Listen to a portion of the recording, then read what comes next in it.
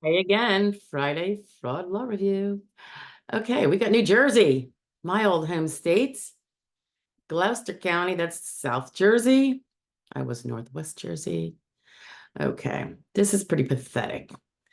Um, the gentleman has pled guilty, so I'll say his name, Dennis Gaudet, age 72.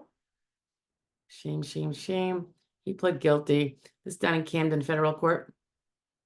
Apparently in March of 2009, so I guess this is what he pled to as having occurred. Mr. Gaudet used the identity of a deceased person to apply for and receive not only Social Security and Medicaid benefits, but also SSI.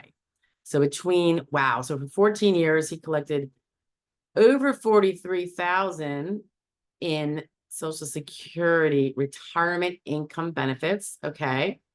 And oops, I just lost it. Give me a second, guys. And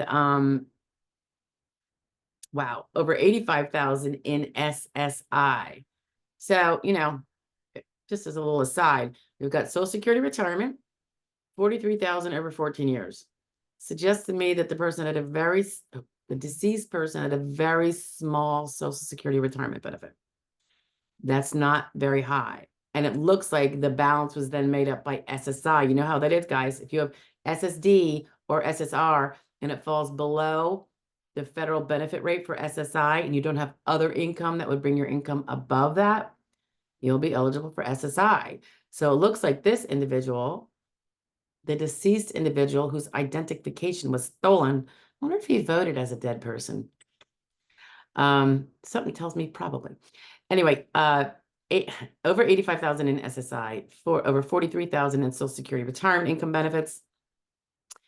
And at the same time, the state of New Jersey paid over 88,000 in Medicaid benefits. That would be Medicare, what do they say? Medical testing, care, and medications that he received in the name of the deceased person whose identification he stole and used.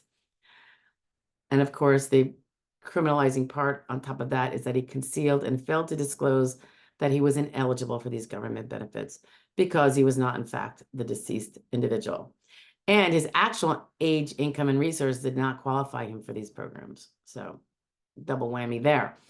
They go on to say that the maximum penalty is 5 years in prison and a fine of $250,000 or twice the gross profits or loss, whichever is greatest. Sentencing is scheduled for October 15th of 2024.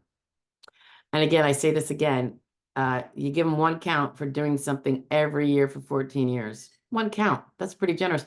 But I guess that's because that's how they got him to play. If they gave him the heavy high hand there, and made him actually be responsible for 14 different years of this event, I mean, it's an ongoing wrong. Does that make it count as one though? Or, could it have been, well, you did it here, you did it here, you did it here.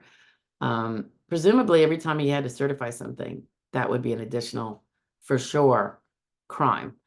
But again, if they may have charged him with a lot more, and this is what the plea comes down to. And that's how you get pleas to occur, because it's more palatable for the person. If they have nothing to gain from pleading guilty, they're not going to. So you kind of have to cut down on the charges. I get all that. And it's 72. Good Lord. I mean, at 72, if he goes to jail, they're probably going to give him a slap on the wrist in terms of jail. I'm guessing.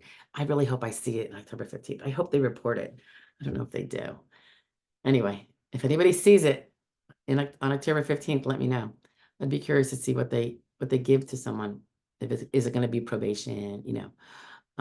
Anywho, I will chat with you later on that. That's another Friday Fraud Law Review. Bad behavior by our fellow people. Bye now.